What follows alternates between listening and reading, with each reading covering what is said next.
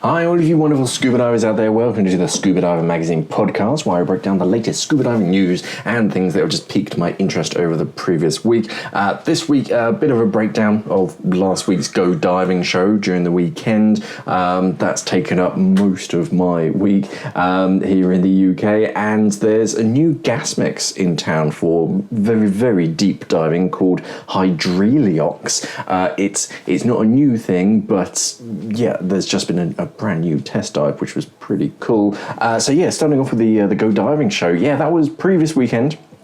If you're listening to this at the weekend, here in the UK, Go Diving show, it's run by Scuba Diver Magazine, and yeah, I had a great time. I was there working, so I was doing background videos and stuff. Did a few interviews with some of the main speakers from like Ross Kemp, Andy Torbert, Liz Parkinson, and Alex Mustard, big underwater photographer. But yeah, all sorts of speakers from all ranges of the underwater world. It was great to meet a lot of people out there, and just sort of meet and greet, as it were. Lots of attendees, the people actually exhibiting, everyone like ammonites, dive torches. There were a few dive shops, Andark, and just looking through some of these names. Avatar Dry Suits, Bite Back, the Shark and Marine Conservation Charity, the BDMLR, BZAC,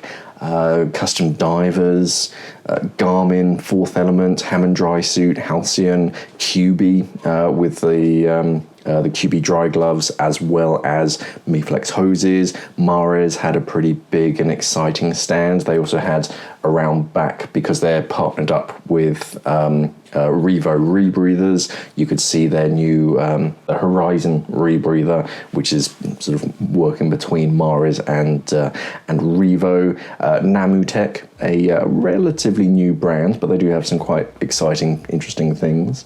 X-Deep were there. They were showing off their new, it's not branded as an X-Deep dry suit, but it's from the creators of X-Deep. We have Seal, the SL1 dry suit, which I'll talk about a little bit later. O3 dry suits, Hammond dry suits, as well as Otter.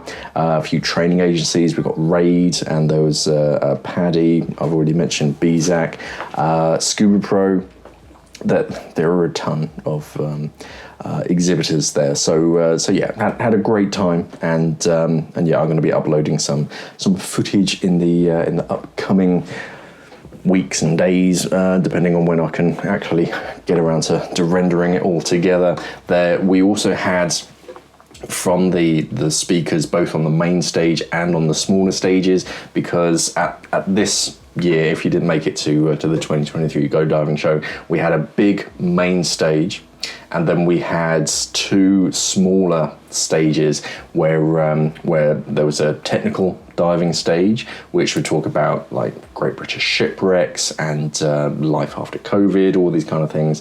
And then we had the photography, photo, and the like inspiration stage, which was about photography and diving in general. So lots to do, lots to see. We had the swimming pool as well. Again, big swimming pool, so you could actually take people in for tri dives, test out new equipment, and there were a few like exhibitions. There was one on the Scuba Jet, that really small DPV.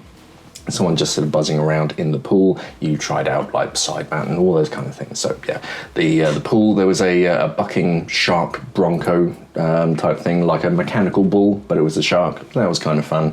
Lots of kids and grown-up kids were playing about on that.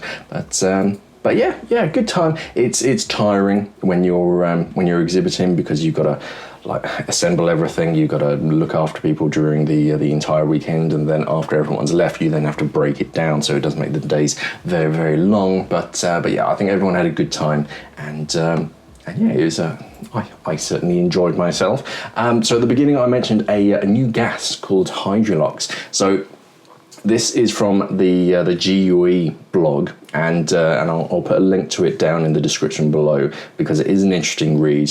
Full disclosure, I've only managed to skim it because it's relatively new. It's just popped up in my feed, and yeah, it's interesting, but there's a lot of information here that I'm going to sort of skip over for brevity. But in February, Dr. Richard Harris, aka Dr. Harry, and the Wet Mules conducted the world's first hydrogen rebreather dive to a test depth of 230 meters at Pearce Resurgence in New Zealand.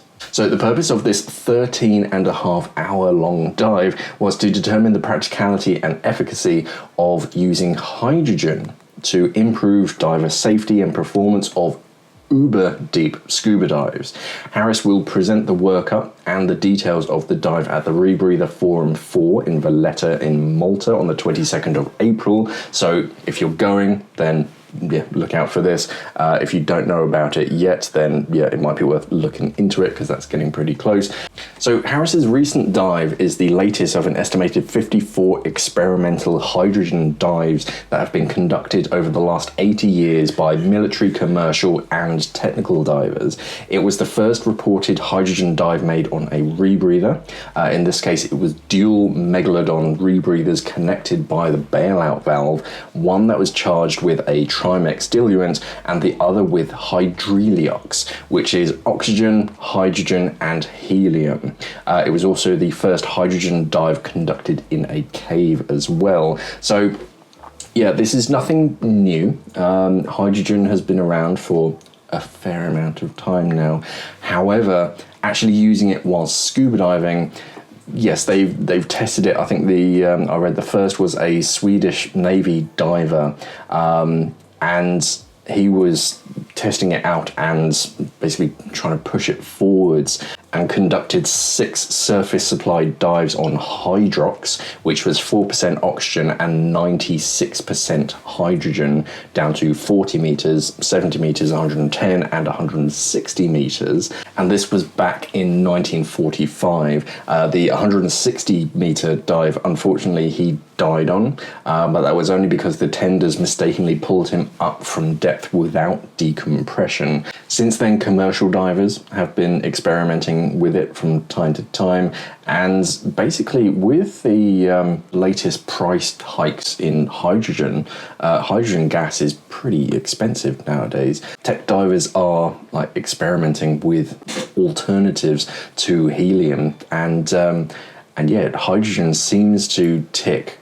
It ticks a lot of boxes, but it does open up a few other boxes. So though the Hydrox project dives were technically not technical dives and not very deep, there is reason to believe that hydrogen could improve diving safety and performance on super deep untethered dives. First and most importantly, hydrogen can improve the work of breathing, which is a major risk factor on deep dives, basically how hard it is to inhale the gas, because the gas density of Trimix, something like a 490, which is 4% oxygen and 90% helium and balanced out with nitrogen, down at 250 meters is 7.3 grams per litre, which is considerably above the 6 gram per litre threshold, where the risk of a negative outcome dramatically increases.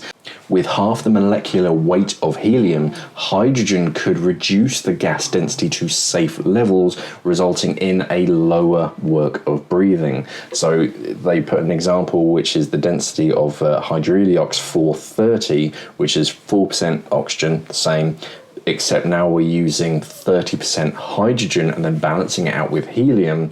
At 250 meters is 4.56 grams per litre, equivalent to breathing normoxic Trimix 2135 at 40 meters. So it's a lot easier to breathe.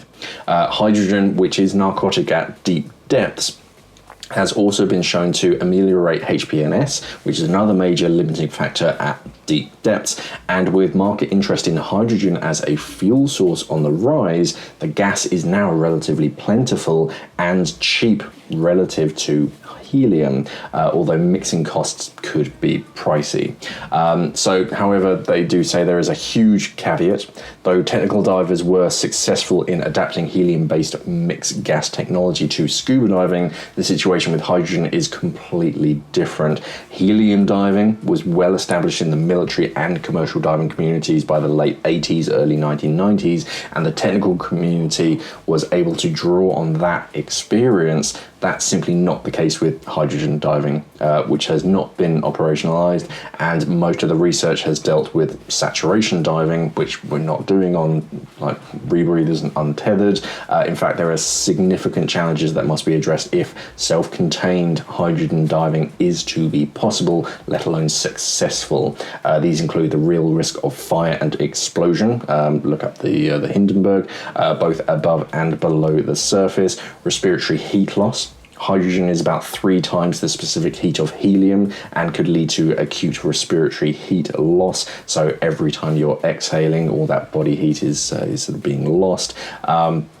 Its high specific heat also impacts scrubber efficacy, particularly in colder waters. So when you go deep down and the water starts to get cold, your scrubber is less efficient. Then there's hydrogen to helium isobaric counter-diffusion, hydrogen narcosis, among other factors. So yeah, this is one of the very early steps. You're not going to be seeing helium in most dive centres in a few years' time. It's going to be quite a while, but it is very interesting, and this is really at the cutting edge of deep underwater exploration and mixing gases. So yeah, if you're interested, it's definitely an interesting read because it goes back into the history and how helium's being used. I was talking with a chap, Struth, a couple of years back, probably more than that, and he was asking why scuba divers don't use hydrogen more, and because I think they used it for some kind of therapy that he was into, but like surface therapy. He wasn't into diving, but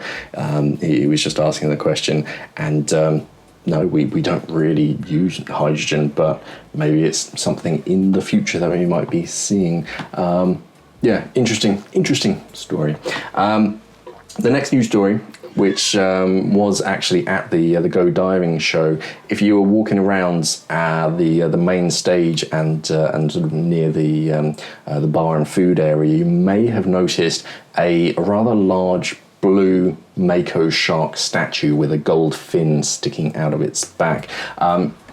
So this is actually up to be won, and one lucky person is set to win a stunning life-sized mako shark sculpture, which is worth more than £7,000 for just a £5 ticket, thanks to a lottery initiative developed by the internationally acclaimed marine wildlife sculptor Scott Glee to support bite-back shark and marine conservation. So tickets to win this statue. The statue is called Gold Rush, which is a electric blue 7-foot mako shark sculpture with a 24-carat gold leaf dorsal fin, have gone on sale at the Go Diving show, with all proceeds supporting the UK charities campaigns to make Britain shark fin free. The high impact artwork, which was unveiled at the Go Diving show at the weekend, has been created to raise awareness of the global and unsustainable marine gold rush, to hunt sharks for their valuable fins alone, and to help fund Biteback's campaign to end the UK's trade in shark products. Individual lottery tickets to win the sculpture are being sold exclusively through the Biteback website for £5 each, plus money-saving ticket deals in groups of 5, 10, 15 and 25. It's crafted from fiberglass, so it's pretty lightweight, relatively speaking.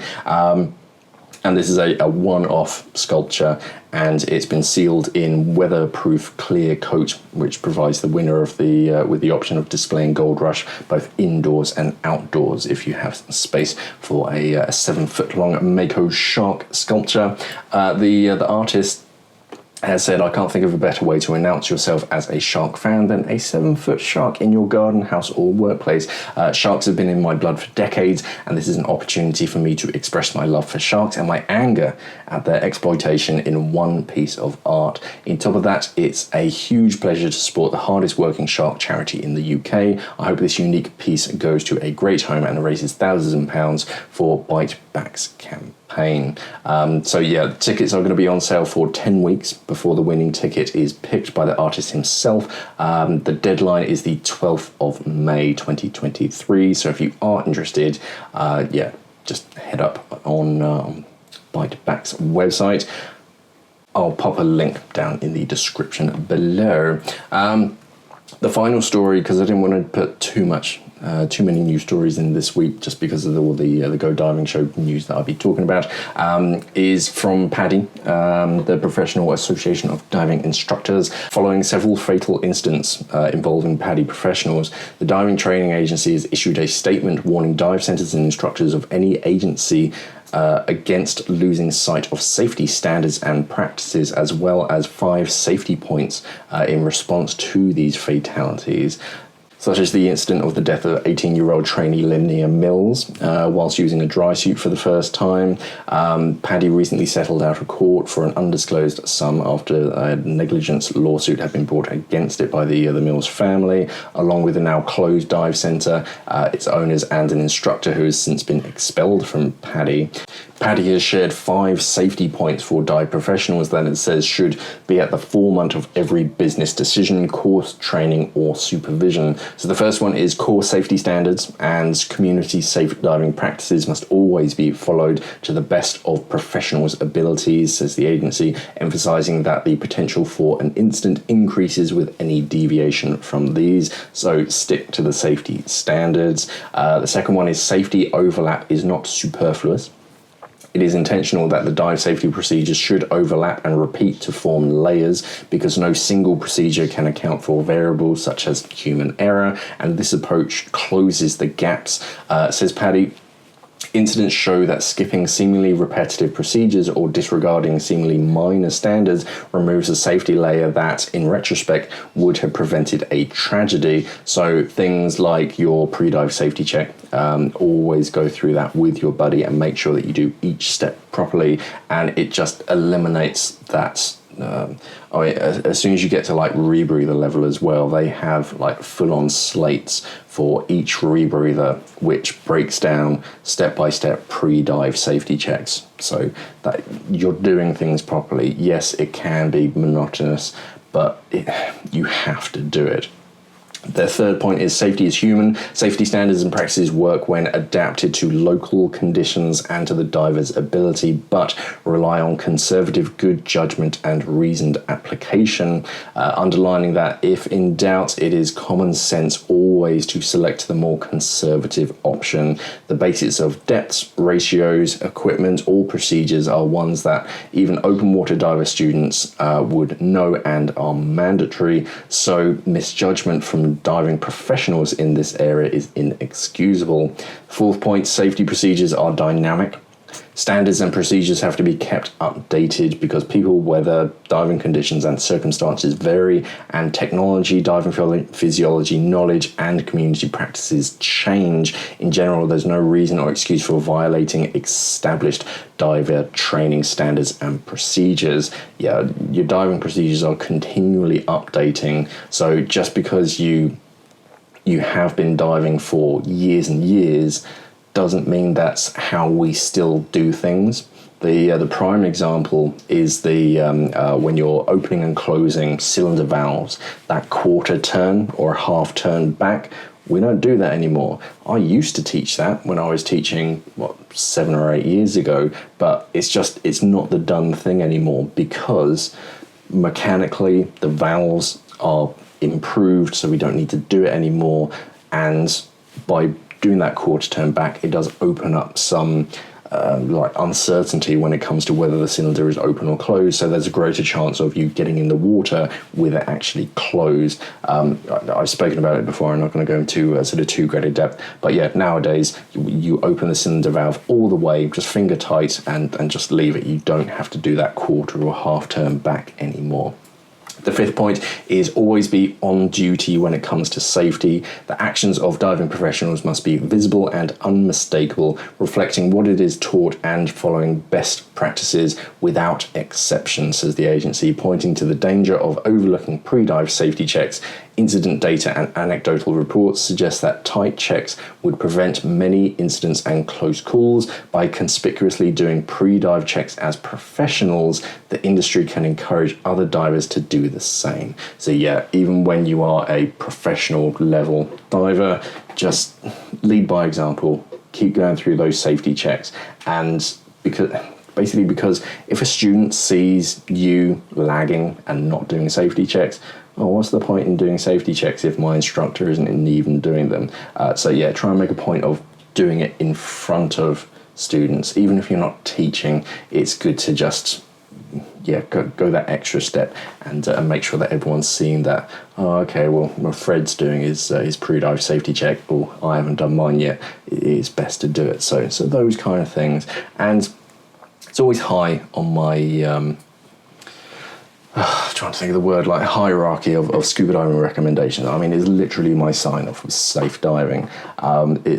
It's all about diver safety, because the safer that we can make it for everybody, then the better it's going to be. So go through those safety checks on every single dive, and let's try and reduce the number of just incidents in the water.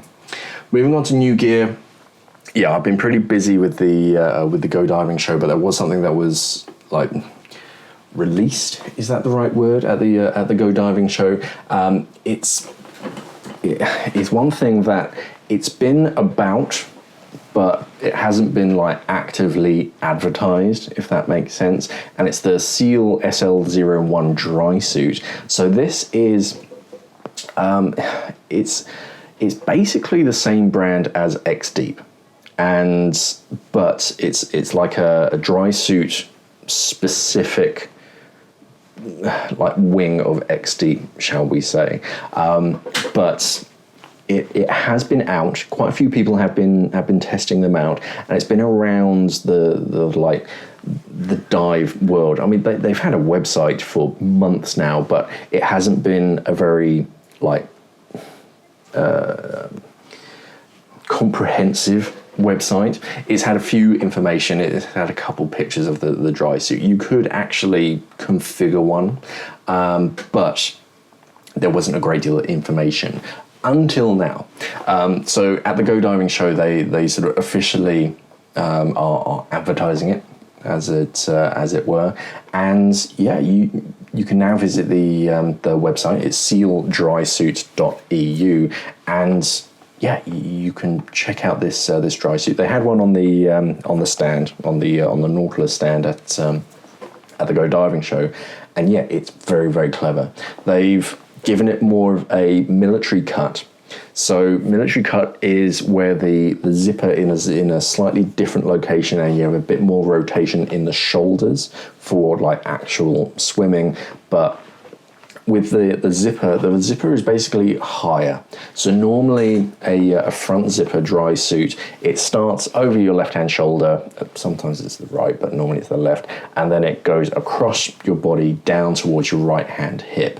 This one, it basically goes down to the bottom of your right-hand rib cage. So it's a bit higher up, and that means that you don't need as much telescopic, like extra space around the waist. But it also means that you can get in and out of it pretty easily all by yourself. So it's kind of been donned this like military cut. I think a waterproof dry suit, I want to say the W3 has something similar. But yeah, certain key areas, because they've been working with cave divers, like the forearm has this imported like toughened material. It's the same on the knees as well, so they're reinforced. The forearms themselves, they have this like daisy chain webbing, and on one sleeve it comes with some bungee loop that cave divers use to tuck things and clip things off sort of quickly, but you can remove that. Otherwise, yeah, you can just clip bolt snaps onto the like daisy chain. One cool thing, which I didn't notice at first until I was looking at the back side of it, is on the back of the shoulders there's two little loops, one on the left, one on the right, and I originally thought it was for like the display mannequin if they needed to like tether it down, but actually it's to hang up your dry suit whilst keeping the zipper in a nice straight position. And they're on the backs of the shoulders, so when you are diving, they're not going to get caught on anything because your BCD's covering it up. And yeah, it is basically a way of hanging up your dry suit from the outside whilst maintaining that zipper, because it has a brass zipper, which are pretty expensive to replace if you do break it. And yeah, it was very clever. Another cool thing was that the thigh pockets, they have a lot of thigh pockets, they have a wet note section inside of them, but like my ones on my Fourth Element shorts and my Fourth Element dry suit, it's on the inside of the pocket, so you have to open up the main section of the thigh pocket, and then you have this separator on the inside to put your wet notes, like your slates, just flush against your leg. However, with the SL01, it's actually like between the pocket and the dry suit leg, if that makes sense. So you don't have to open up that pocket. It's already there, and because it's against your leg, it's holding it in place. But yeah, very smart, very sleek design. One thing about it is that it's 100% made to measure. They're not coming out with stock small, medium, large sizes. So you go through their like customizer program thing on their website, and it takes you through, we need to know this measurement, this is where we want you to measure it from, and it's got diagrams and it explains it, so it's very easy to like work it out, because on some dry suits it asks for like your torso length, and different manufacturers measure torso length from different spots. So yeah, it is really hard, whereas with Seal, they spell it out and they show you a picture so that you know exactly where to measure it from and to. You can pick and choose all the different seals and all that kind of stuff, the like latex or silicone seals. Yeah, lots of cleverness to this dry suit. So if you are in the market, just check it out. There's a lot more information on their new website, and yeah, they're going to start like advertising it much more. So that was the main one. Did I see anything else that was brand new? Scuba Pro, they had their Ulex neoprene, so much more environmentally friendly. A lot of wetsuits we're starting to see Ulex is a neoprene alternative, so it's plant-based, it's basically grown, and it felt a little bit different to a lot of the Ulex. Some of the Ulex that I felt so far in other wetsuits, it feels a bit more stiff and less stretchy compared to like neoprene that I'm used to. Whereas the Scuba Pro ones, granted they were on a mannequin, so I couldn't get too touchy-feely with them, but yeah, they did feel that they did have a good amount of sort of stretch and movement to them. Yeah, Fourth Element had a decent size stand. All of their new environmentally friendly things from their rec fins made from recycled materials. Their new Stinger suit, the full body rash vest basically. Yeah, Morris had a good size stand. I've mentioned them. They had their Revo rebreather on the back side. QB gloves with MyFlex, or MeFlex I should say. Otter dry suits, they did quite well over the weekend.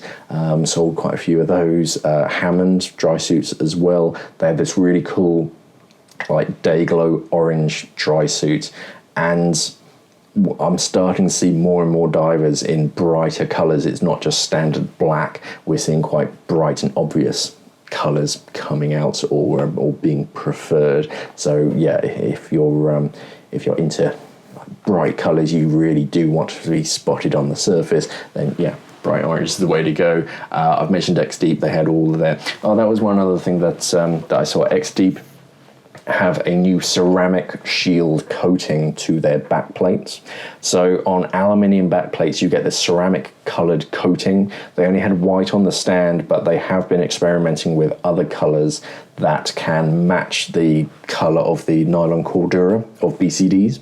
So you can have fully colour coding matching like backplate and wings nowadays. They're also experimenting with a stainless steel variant, which is going to be a bit more popular over here. Traditionally, it's quite hard with stainless steel because it would either have to be like anodized, and it's quite hard to get like exact color catching or color matching, I should say. But with this ceramic coat, which they say is quite scratch resistant, that you can get some pretty cool matte colors. So we're probably going to see some exciting stuff out of that. Xdeep are really leaning quite hard into that like multiple color pattern choosing options on their website, because you can build your own nowadays and have like all sorts of different funky colors. Halcyon as well, they had their tie-dye wing along with a few funky colors on display, so that was quite cool to see in person, as it were. Santee as well, and Avatar Dry Suits has a new dry suit by the looks of it, and a new logo as well, which is pretty funky. I think that's about it. It is one of those things where I've been walking around the show for like 3-something days, and just looking at everything and just trying to recall it all is pretty tough. But those are the ones that like really stood out to me. I'm sure I've forgotten something, but yeah, they're all pretty cool things. As far as videos that have been released over the week, I had to schedule these quite a while ago, so I've forgotten what's actually gone. So what have we got? So should I run my backup dive computer in gauge mode? Yeah, gauge mode is one of those things that a lot of divers don't understand or don't like immediately know about.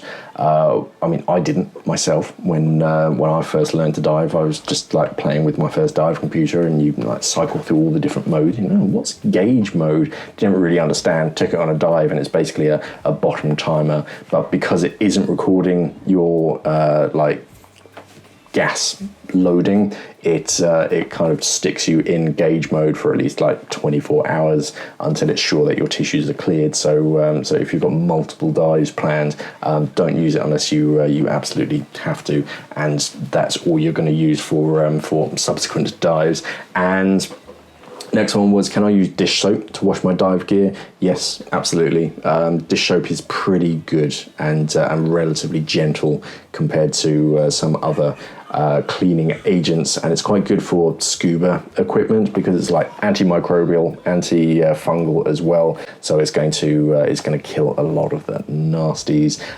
There are some dive equipment specific like detergents for like wetsuits and like regulators and things, but as like a general thing, dish soap is pretty good. And this weekend we got top 10 tips for when you're buying diving fins. So just a few things to look at when you're in the market for buying a new pair of fins. And that's it for this week. Hold out on the YouTube channel. I'm going to be uploading some of the interviews and some of the B-roll footage of the Go Diving show in the next few days. Otherwise, that's it. I'm not going to take up any more of your time. Thank you for listening, everybody, and of course, safe diving.